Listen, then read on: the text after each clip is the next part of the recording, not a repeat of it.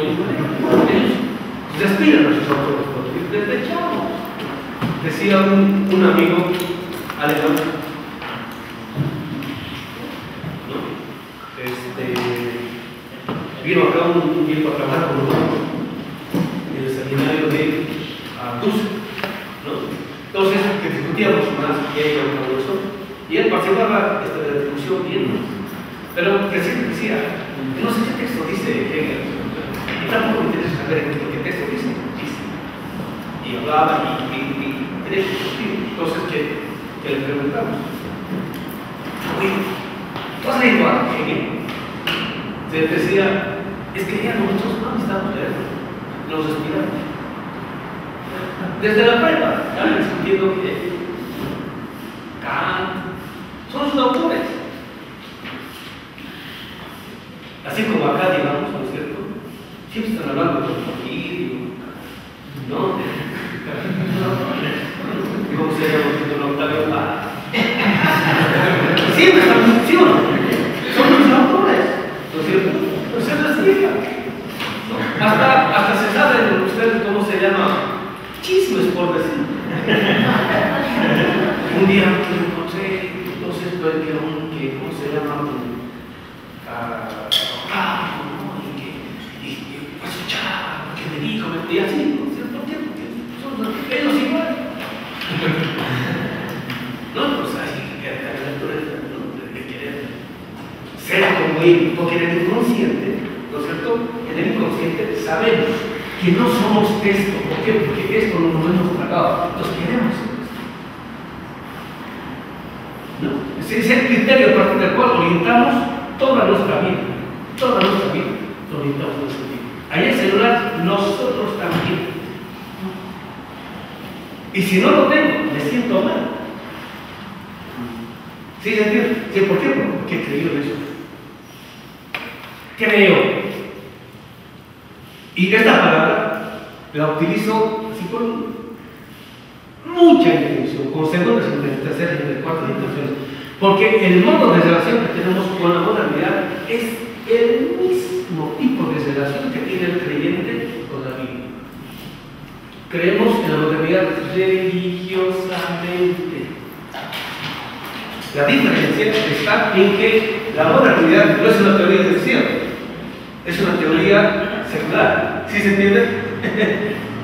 Pero la relación es la misma. Y hay cualquier cantidad de evidencia como para demostrar de que la modernidad no es ni lo mejor, ni lo superior, ni lo más elevado, ni lo más desarrollado.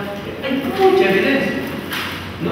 Y nos golpea la realidad con esa evidencia todos los días. ¿Cómo creen? ¿No? Es como al creyente, ¿no? Le pueden decir todo tipo de tratados de que Dios no existe, ¿no? Cualquier cosa. Pero que cree, así de simple. Y al revés igual, ¿no? A quien no cree. No, que Dios existe, pero todo tipo de argumentación. Si no cree, no cree, así de simple. ¿No? ¿Qué sentido que está detrás? ¿No? Y es que en la modernidad hay la evidencia de la demostración empírica, de pruebas prácticas, falso. ¿No es cierto? Todo horizonte de creencias tiene su propio criterio de verificación empírica.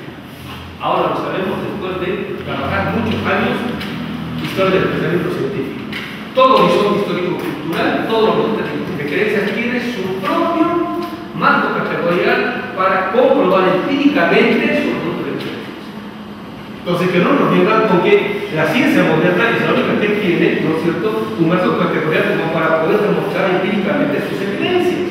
No, ¿no es cierto? Si todo oriente de creencias tiene su propio criterio de demostración empírica. Cuando el padre Belarmino le está contraargumentando a Galileo, ¿no? Entonces, demuéstranos empíricamente que la Tierra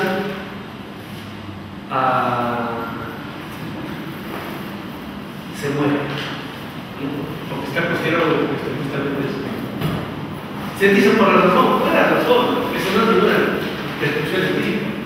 O sea, a cualquiera sale a la calle a preguntarle, ¿no? ¿Qué es aquello que se mueve? ¿Qué es aquello que sale en las manos y se oculta en las casas?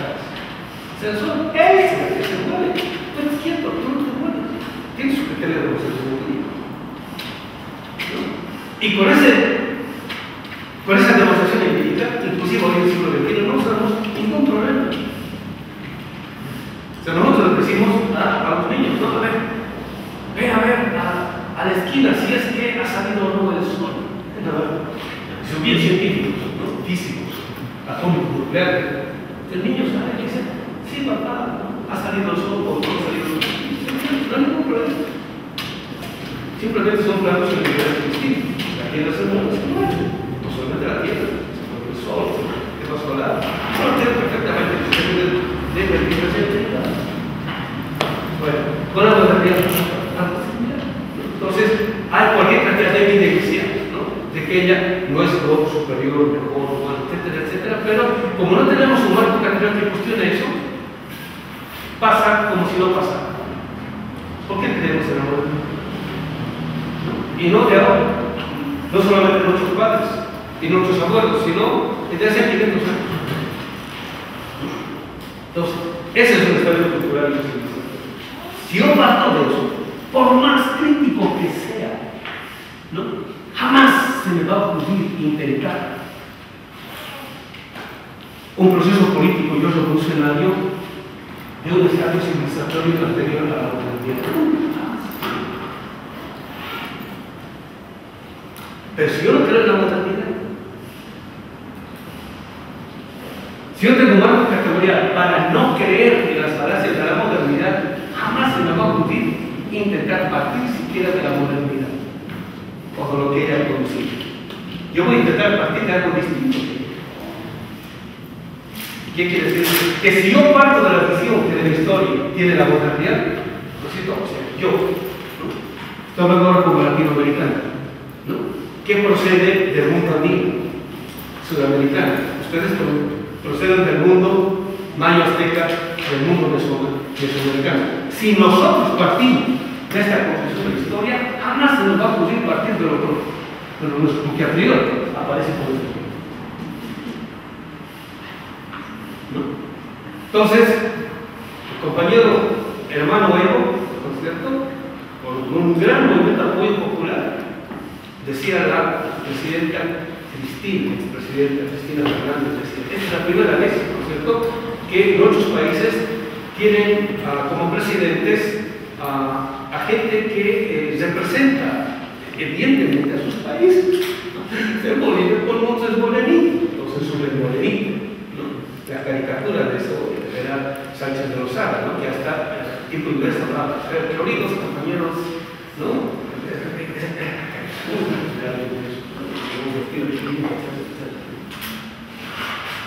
¿Qué pasa? El marxismo del siglo XX, cuando decimos que eso es lo que estamos queriendo decir, es parte de esta comprensión del todo como algo natural. Entonces nosotros no podemos partir de esta historia sino de la dramatización de ella en este sentido de la historia.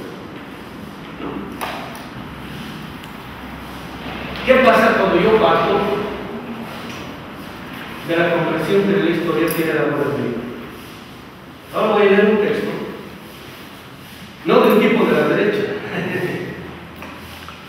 sino de un pensador latinoamericano de izquierda, que ha sido embajador de Argentina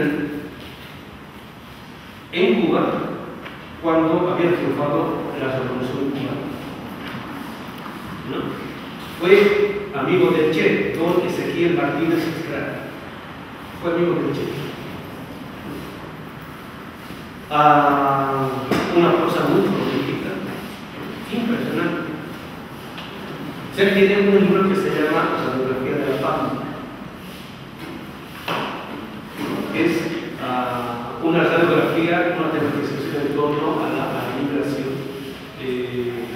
europea y el modo como los hijos de los migrantes empezaron a desarrollar su propia subjetividad al interior de América del Sur. En el contexto de Argentina, la Pampa, la biografía de la Pampa. La Pampa es una extensión de tierra amplísima. No hay cerro, ¿no? Parece un mar, un océano, pero no es desierto tampoco. Es un llano, hay matas, hay mares. Entonces, este libro él lo publica en 1934. 33, se llama Sociología de la Paz. Leo esto porque yo creo que lo que él dice acá es lo que está detrás de toda la intelectualidad latinoamericana izquierda de nuestro. En última instancia, piensan eso. Y los coletazos todavía seguimos sintiendo. Entonces dice. Entonces, bueno, hace 500 años no se tenía esta visión de la historia. ¿No? Entonces, poco a poco se ha ido produciendo esta visión de la historia. Entonces, después de 500 años tenemos esta comprensión. ¿No?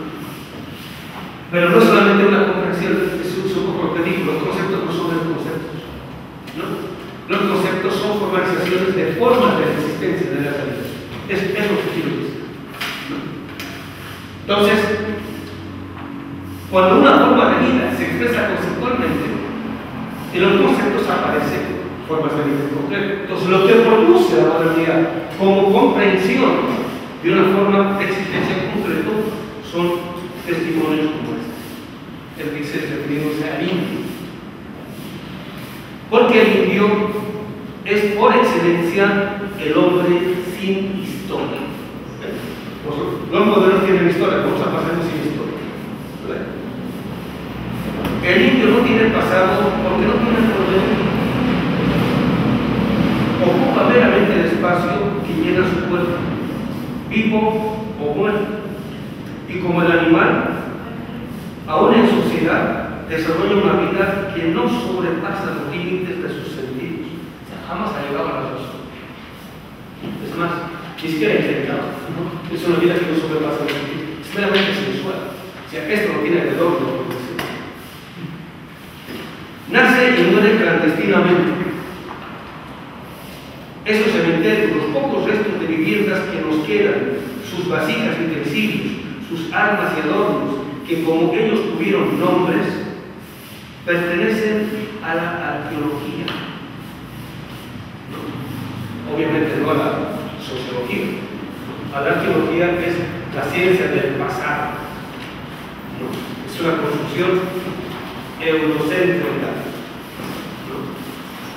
Dice, son simplemente pretérito intransitivo. O sea, pretérito intransitivo, ¿no?, quiere decir lo siguiente: se quedaron en el pasado de tal modo que están en el pasado y nunca van a trascender al futuro. Y se quedaron. Eso quiere decir.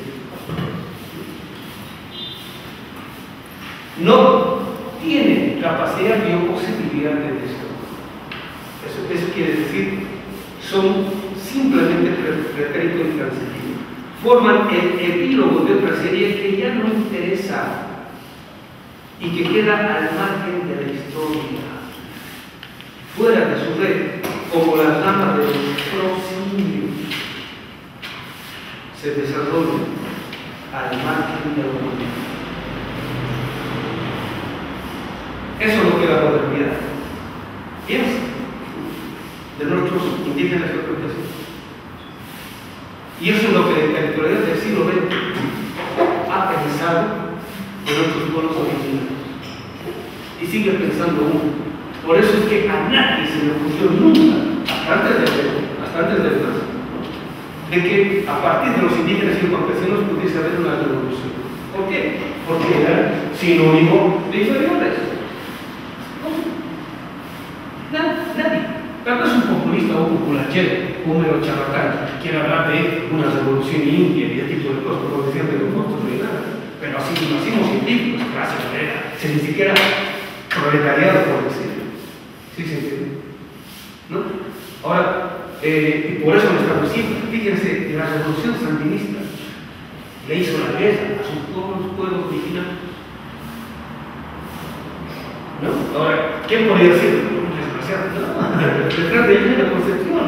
Hay una concepción de la realidad, hay una concepción de la humanidad, hay una concepción de la historia, hay argumentos, hay una filosofía de la historia. Son marxistas, son revolucionarios, están dando la vida. La montaña es algo más que una estepa verde. Son testimonios de eso. Estaban dispuestos a la montaña a solucionar un montón de cosas. ¿Por qué? Para producir una revolución. Pero con este tipo de concepción ya han fracasado. ¿Por qué han fracasado? ¿Sí se entiende? Entonces, el marxismo del siglo XXI, especialmente si quiere partir de nuestra realidad, no puede partir de la misma visión que tiene de la historia. No puede. No debe. Porque entonces está en contra de la realidad y de otro tipo de historia. A ello lo mismo nos hablamos de la historia. ¿Sí se entiende, compañeros? No nos vamos a hablar de la historia. El marxismo, Marx es fundador de la historia. Sí, ¿cuál historia? ¿Cuál historia? ¿Qué tipo de concepción de historia?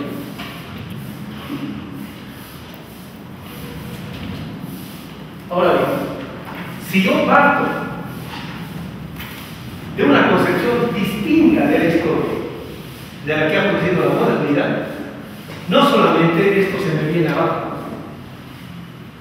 sino que aparece la posibilidad de que la realidad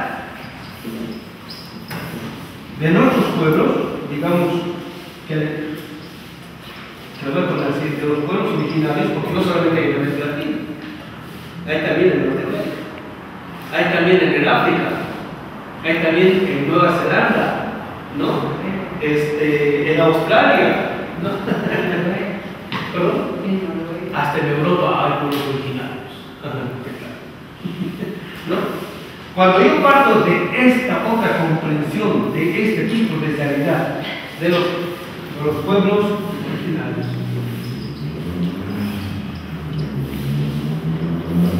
no solamente esto se me viene abajo, sino que se me abre la posibilidad de tener otra concepción distinta de lo que se ve.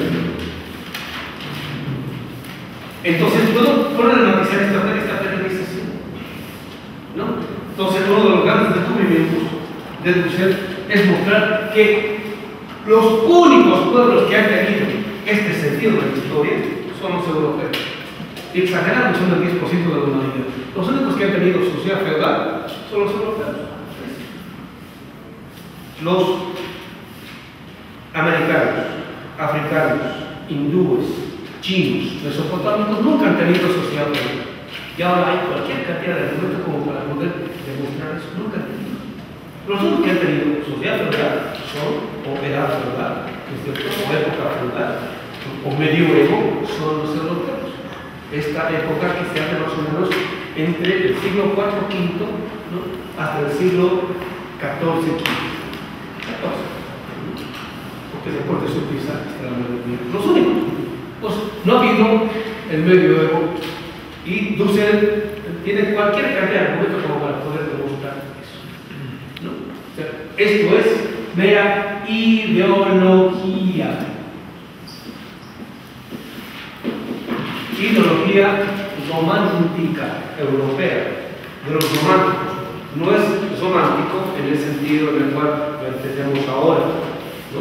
Digamos, un romántico es que la palabra está ligada a lo sentimental. Si alguien que está llamando a una muchacha, empieza a hablar poemas, todo eso es romántico.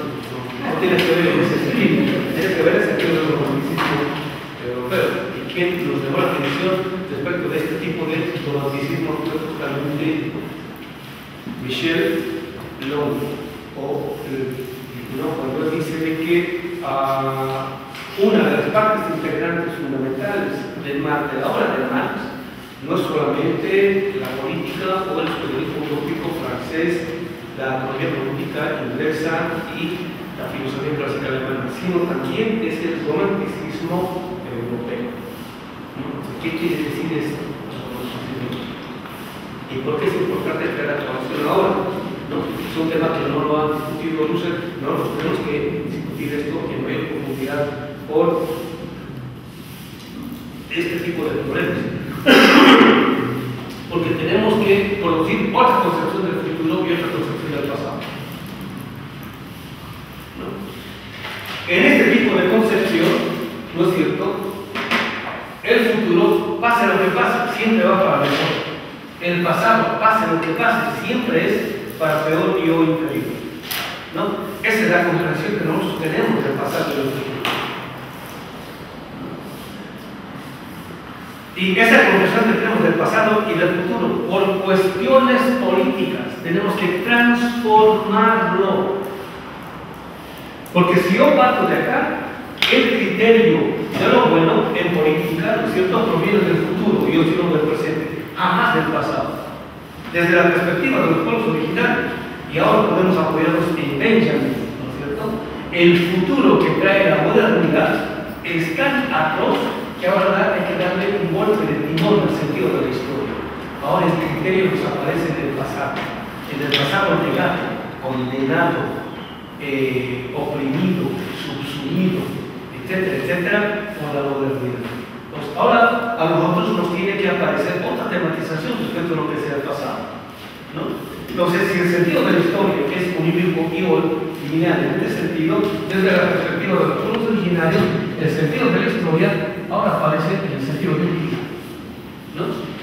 Pero todo el mundo, todos los que tienen conciencia europeo, moderno, eurocéntrica, occidental, dicen no se puede volver al pasado. ¿Sí? Pero, ¿no? Así digamos, repiten como credo, como rezo. No se puede volver al pasado. Es cierto. Nadie está hablando de volver al pasado. Nadie está hablando de volver al pasado. No se puede. Es ridículo porque solamente a un niño o a un ingeniero se le podría ocurrir, vamos a volver al pasado. O sea, no se puede.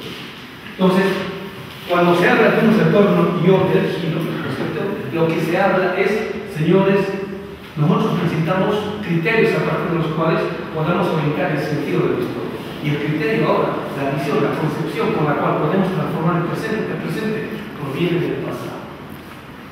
Eso es lo que se quiere decir, ¿no? Y en el caso de la discusión con Ángel, lo vamos a ver muy bien ahorita, ¿no? En el pasado está toda forma comunitaria de vida. En el presente está toda forma social de vida, ¿no? Y la modernidad lo que intenta es no solamente ampliar las relaciones sociales, porque si se amplía vía mercado, sino desarrollarlas, ¿no? Y para eso sirven los lunes. En los lunes se empieza a mostrar sistemáticamente cómo es que la única forma en la cual se pueda desarrollar el capitalismo es produciendo relaciones sociales. Produciendo relaciones sociales quiere decir destruyendo toda forma comunitaria de vida. Eso quiere decir, ¿no? Y las relaciones en las cuales es posible construir no solamente el socialismo, sino también el comunismo, es gracias a las relaciones en las cuales las relaciones entre los seres humanos no están lidiadas por el egoísmo, sino a través de la solidaridad. Y eso es exactamente lo que niega las relaciones sociales. Lo que fomenta eso y lo desarrolla como relación de solidaridad son las relaciones comunitarias. Y la modernidad es el estadio cultural en la cual no solamente suprime esto, sino que niega y lo condena al pasado como inferior y o imposible. Cuanto más capitalismo, es más imposible no solamente el socialismo, sino también el comunismo. ¿Por qué? Simple y sencillamente porque el capitalismo destruye todas las relaciones posibles de solidaridad. Los pone egoístas. Y gracias a eso hay mercado y sociedad, ¿no? Entonces, ¿qué queremos? Volver a un tipo de relación en la cual entre todos nosotros nos veamos como hermanos y no como competidores. ¿Sí se entiende? ¿De dónde tomamos el criterio? Hasta Bloch, la tradición, siempre ha pensado, ¿no?, de que el criterio de transformación, el criterio con el cual vamos a evaluar no solamente la transformación, sino vamos a modelar y o configurar lo posible, hacer, crear lo producido, está en el futuro. Pues imaginemos, ¿no es cierto? Pero cuando dice imaginemos algo acá, ¿no? Esto ya está superado. O sea, olvídense de esto. Por eso no nos interesa conocer nuestra historia. ¿Cuántos de nosotros trabajamos sistemáticamente la historia de los pueblos originarios? No se nos ocurre. Y hay material.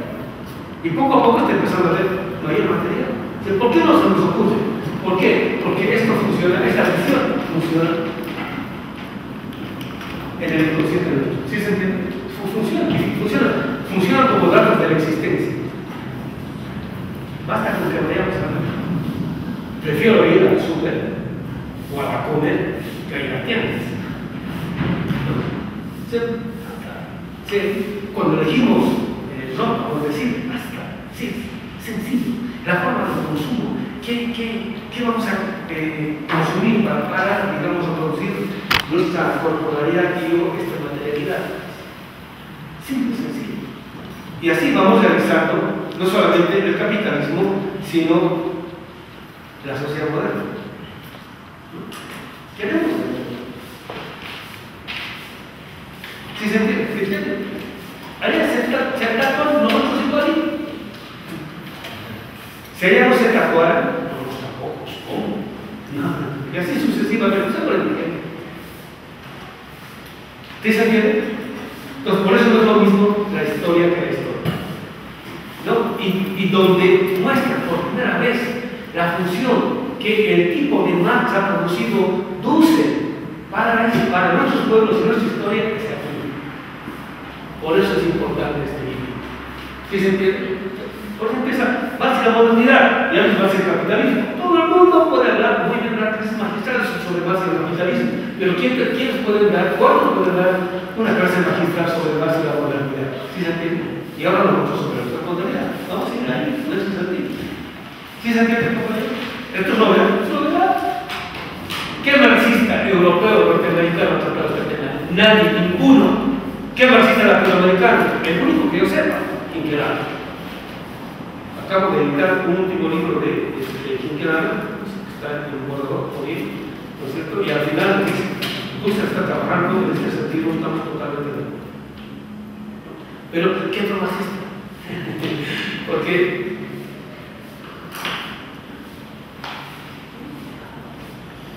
nuestros marxistas latinoamericanos son muy habladores. América Latina no es un dato de la existencia,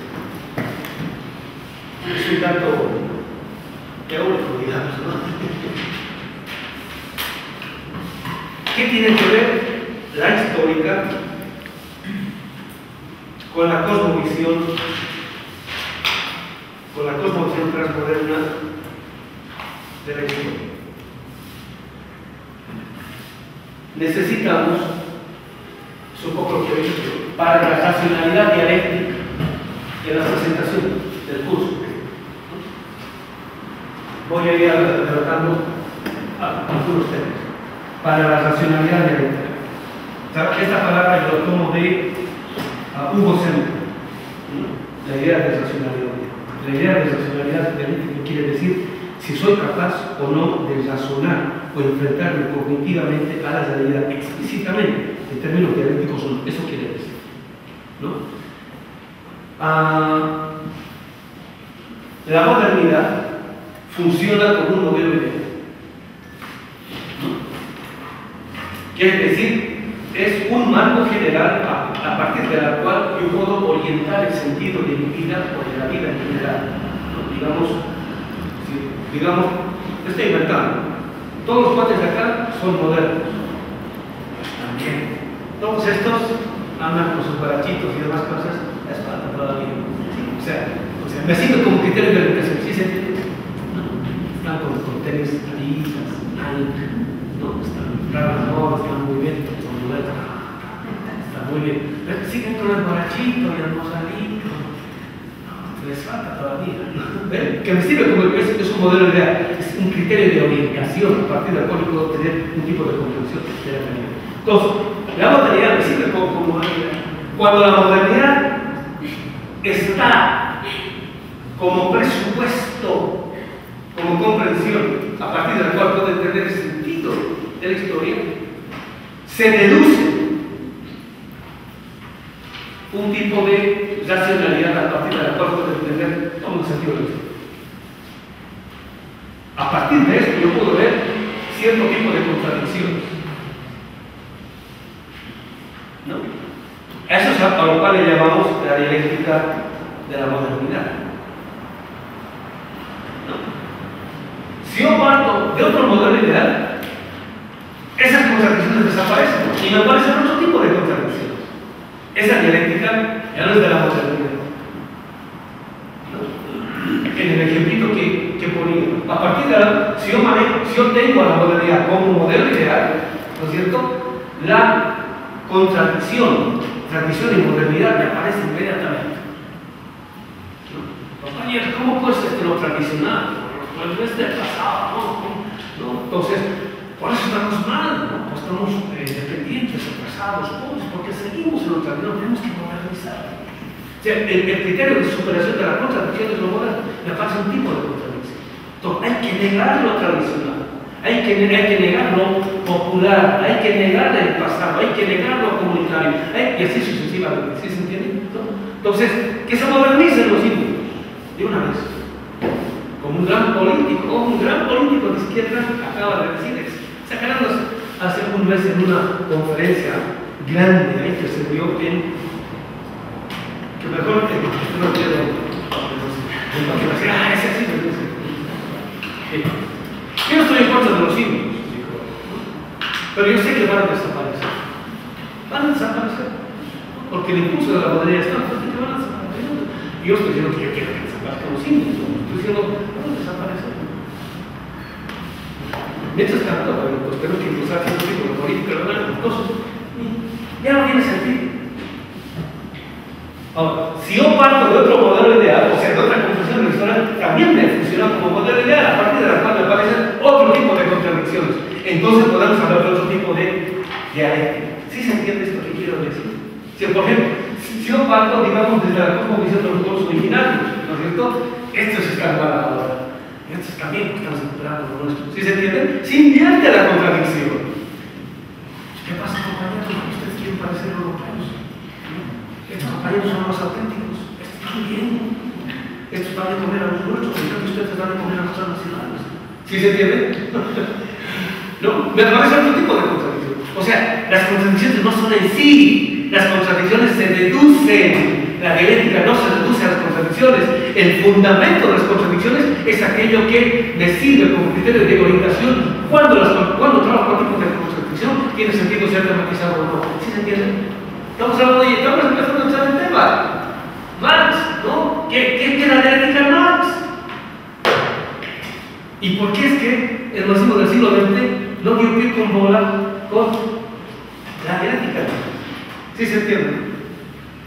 El segundo punto, la modernidad 1992, los pueblos originarios y el origen del capital. La modernidad, para poder afirmar su propio modelo ideal, tiene un diagnóstico explícito de lo que sea la modernidad. ¿No? Entonces, con el trabajo que Dussel ha hecho respecto de la historia, ¿no? ¿Cómo se llama?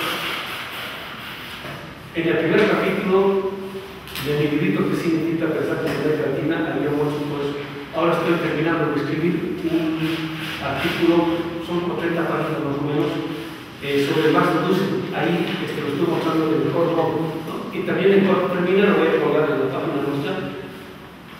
Me han pedido en varios lugares, supongo que va a ser publicado, pero va a estar en la página nuestra. La hipótesis es la siguiente: el marxista que dice ser crítico, que está comprometido con nuestra realidad, la latinoamericana y el tercer mundo, que no tenga un diagnóstico explícito de la modernidad, es ingenuo. Es la hipótesis. ¿Qué quiere decir esto? ¿No?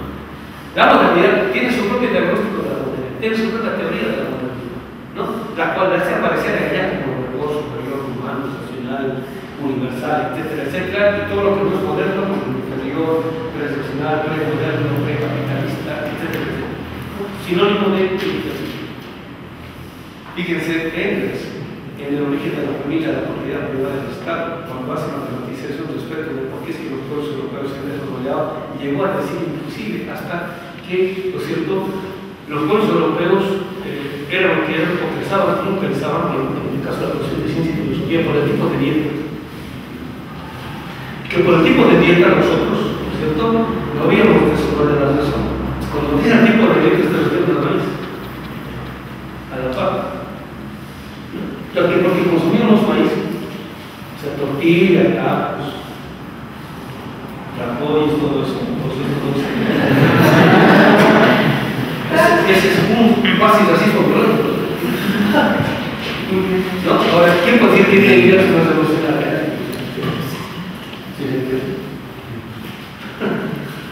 Entonces, digo, el marxista que no tiene, el que dice que es crítico, que no es un mero teórico, que no tiene un diagnóstico explícito de la modernidad, es ingenuo. Entonces, nosotros tenemos que tener un diagnóstico explícito de la modernidad y de lo que no es. O sea, doble trabajo, doble tarea. ¿No es cierto? ¿Por qué? Porque de lo que se trata es saber, ¿no es cierto?, qué es aquello que hay que negar, ¿no? Y ver en qué sentidos. Por eso es que, ¿no es cierto?, la modernidad tiene su propio diagnóstico de la modernidad, tiene su propia teoría de la modernidad, ¿no? Y dice que empieza con negar, ¿no? 1640, 50, etc. Y cuando dice eso, ¿no es cierto?, siglo y medio antes, ya lo tira por la forma, ¿no? Entonces dice, la modernidad nace antes, 1492.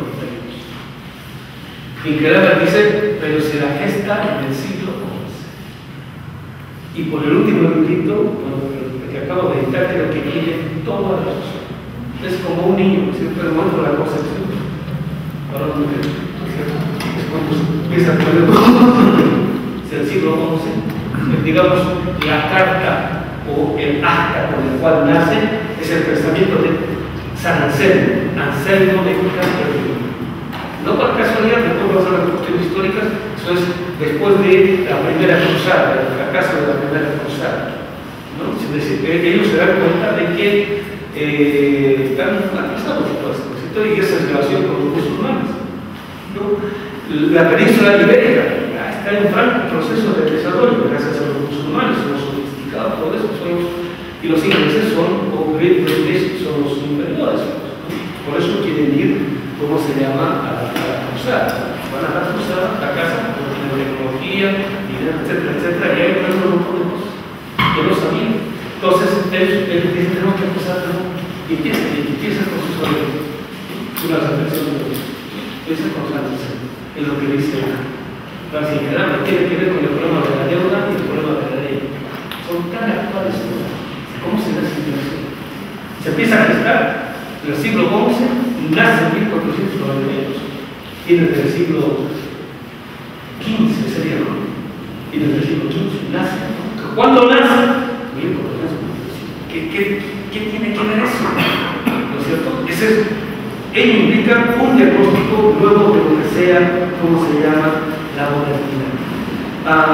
Como nos queda poco tiempo, no sé si sabrán el problema, pasarme a la siguiente, porque ese no es un detalle cualquiera, ¿no?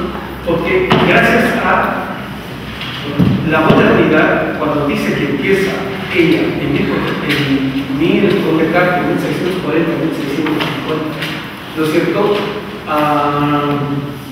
se tira por la borda toda la experiencia hispano-lusitana, España, Portugal, que es la primera expansión del capital a nivel mundial, donde el capitalismo todavía no es industrial, ¿no?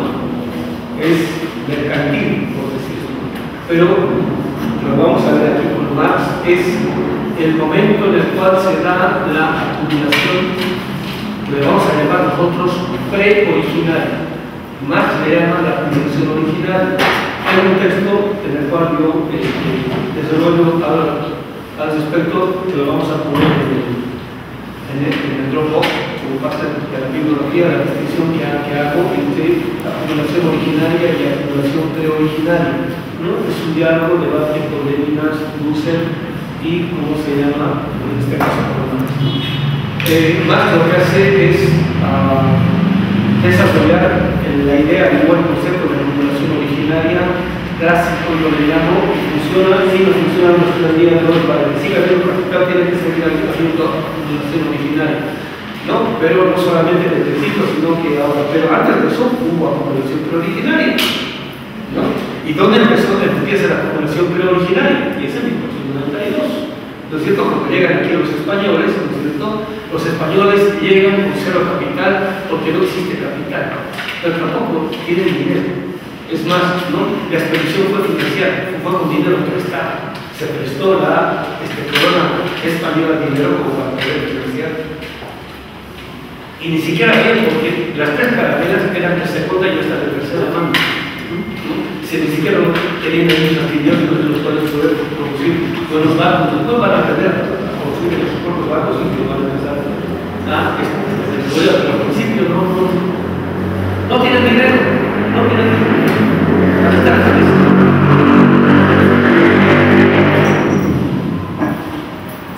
Sí que esa dineraria no en plata y también en mano de obra barata. Entonces, bueno, muchas veces lo dije, la famosa discusión entre Ginés de Sepúlveda y la Colón de las Casas, de si los indígenas tenían o no, ¿cómo se llama? Alma, no es una discusión filosófica, teológica, es una discusión económica, porque si se definía la argumentación o la discusión en el sentido de que los indios tenían alma, entonces eran seres humanos. Y si son seres humanos y se les hace trabajar, entonces hay que pagar el salario. Pero si se define que no son seres humanos, entonces son animales. Y si son animales, ¿a quién se le puede pagar al animal? A nadie. Entonces tienen cualquier cantidad de mano de obra barata. No les pagan nada, les dan trabajar hasta que mueran. Y encima de eso, ¿no es cierto?, se apropian de nuestras riquezas, ¿no es cierto?, gratis. ¿A quién le pagan algo? Nadie. ¿No? Entonces sí que esa gratuita, ingentes cantidades de oro, pero después de eso de plata, y después de eso nuestro oro verde, como decir, digamos, nuestros alimentos, gracias a los cuales ellos mejoran su dieta.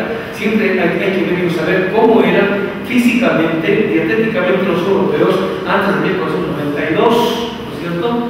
Tenían hambre y hambre y hambre porque no tenían mucho que llevarse a la boca, porque no habían desarrollado una cultura civilización propia como la que desarrollamos nosotros. Se llevan nuestro maíz, nuestra papa, nuestras frutas, jitomate, el aguacate, todo se lleva. Entonces mejora su dieta. Y entonces pueden ser guapos como son ahora, pero antes como eran. Antes como eran. Llegaban a ser los españoles y babeaban con nuestras mujeres. Las mujeres eran buenas mujeres. sus mujeres.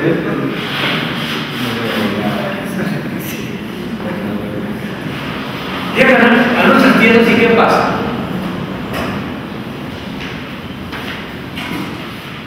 En este punto tranquilamente podríamos exponer unas 10 clases. Y todo sería interesante y tendría que ver con más, pero tenemos que ir tratando. Entonces, en la jornada, en la revista Excelsior, hace como un mes más o menos, salió un artículo sobre el norte de la Ciudad de México. Y ahí hay un dato que lo estaba buscando yo hace mucho tiempo, ¿no? Y lo encontré, y bueno, aquí está, y lo traje para ver porque es sintomático, ¿no? Aquí los compañeros me han sacado 2 copias, entonces, para que los ustedes ahorita.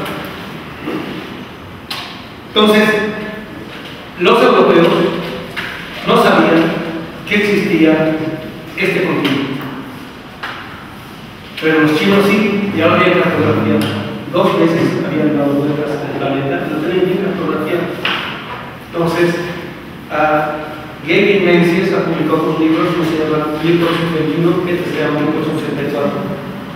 En el 1421 todavía no muestra un mapa, el mapa de los chinos, aquí ya está, porque lo encontró el mapa de los chinos. Y bueno, vamos a tratar de sacar una fotografía, algo así, porque no lo interesa para que lo tengamos. Y este es el mapa de los chinos, ¿no? Que lo elaboraron 1421, 1423, 25 más o menos, que han cartografiado con flotas de barcos, no de 3 características, sino de hasta 100 barcos, ¿no? Se han dado cuenta ya todo el planeta lo han cartografiado, y aquí está el continente americano cartografiado por ellos. Ellos sabían. Los musulmanes igual, los africanos igual, especialmente los conectados con los hindúes, sabían por qué eran grandes marinos. En cambio, los europeos no, porque no eran grandes marinos, con excepción de los nórdicos, por decirlo. Los europeos sabían por qué los ignorantes estaban en el Mediterráneo, estaban en la época feudal, ¿no? En la época media, digamos, en la época tenebrosa, la superchería, ¿no? Eso para ellos, no es para todos nosotros. Estamos viviendo periodos grandes francos de ilustración. Y el poema de Tahuancoyo, por ejemplo, es una sofisticación muy sofisticada. O sea, no es solamente su género, es porque es la cultura, ¿no? Y como para poder elaborar eso, etcétera, etcétera, ¿no? Llegan los españoles, ¿no? Al primer, bueno, primero llegaron a las islas, ¿no? Supuestamente Guanaján y todo eso, ¿no? Son esas islas que están más abajo de Puerto Rico. Después de eso llegan a Puerto Rico, después de eso a, ¿cómo se llama? A Santo Domingo, ¿no? Haití, lo que es Haití, después de eso Cuba, ahí se enteran del principio del continente, ¿no es cierto? Y deciden venir a estas tierras, ¿no? Y llegan a esa península caribeña, mexicana, bien, no quiero decir su nombre por lo que voy a leer. Llegan los españoles y no conocen, no saben. Entonces, el primer cronista, Pedro Martín Rentería, que escribe la crónica de cómo han llegado los españoles a México Tenochtitlan entre 1521 y 1525. Como es un cronista, el cronista escribe, ¿no? Casi de modo indiscriminado, evidentemente tiene criterios, todo lo que está viendo o escuchando ellos de la carta. Eso es un cronista, ¿no? Después los historiadores van a hacer una, ¿cómo se llama? Una separación, digamos, en el tribu de abajo. Pero al principio lo explica todo. Todo es una crónica. Llegan los españoles, ven ahí la tierra, bajan, descienden, ¿no? Y los de estas tierras, los de esta península maya, ¿no es cierto? Ven las calaveras, dicen, mira, están viniendo gente. Entonces ven y salen. A la vez que llegan los españoles, salen los originales de estas tierras, y entonces aquí está el relato. Preguntaron los nuestros por gestos y señas cuál era el nombre de la provincia entera, ¿no? Entonces, los que sí pensaban, como no conocen las lenguas mayas, ¿no es cierto? Entonces, así digo, ¿cómo se llama? Si quienes quieren preguntar, y les hablan todo eso. Entonces, se miran entre los indígenas dentro de los mayas. ¿Qué está queriendo decir? Que estoy diciendo Yucatán.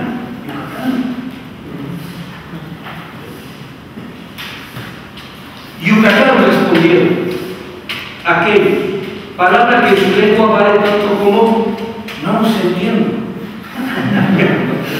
No entiendo. Están diciendo los cuatro españoles, ¿no?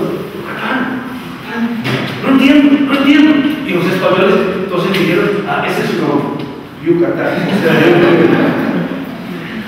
Más como los españoles creyeron que tal era el nombre de la región, resultó que en virtud de este impensado suceso se le dio y dará eternamente a aquellas partes el nombre de Yucatán. Yucatán quiere decir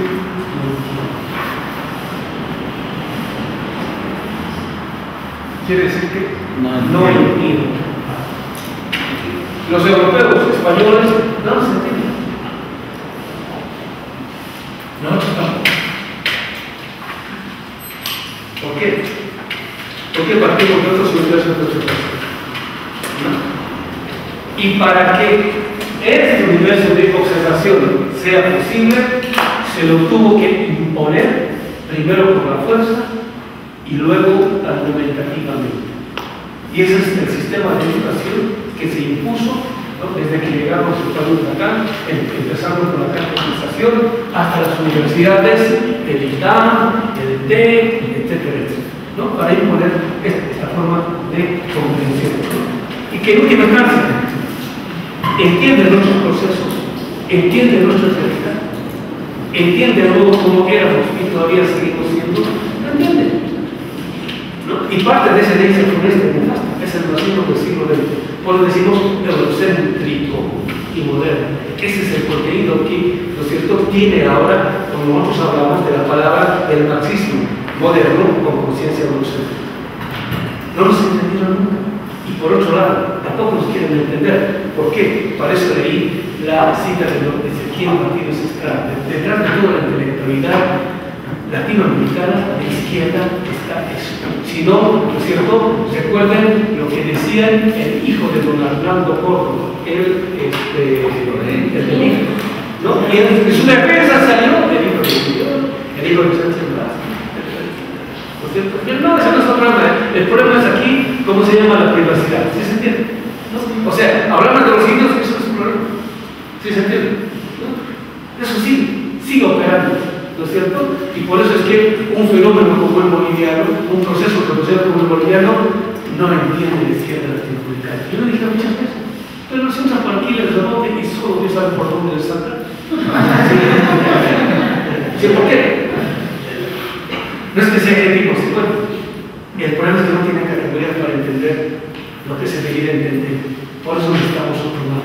¿Sí se entiende, compañeros? ¿Sí se entiende? ¿Están de acuerdo con las hipótesis? Pues entonces estamos avanzando. Entonces aquí nos detenemos, porque ya nos pasamos algunos minutitos. Continuamos la siguiente sección. ¿Está bien? Entonces, continuamos leyendo. Ustedes vayan leyendo, ¿no? Y si se lo acaban, continúen con el de Russell y los grupos que se llaman. Así son.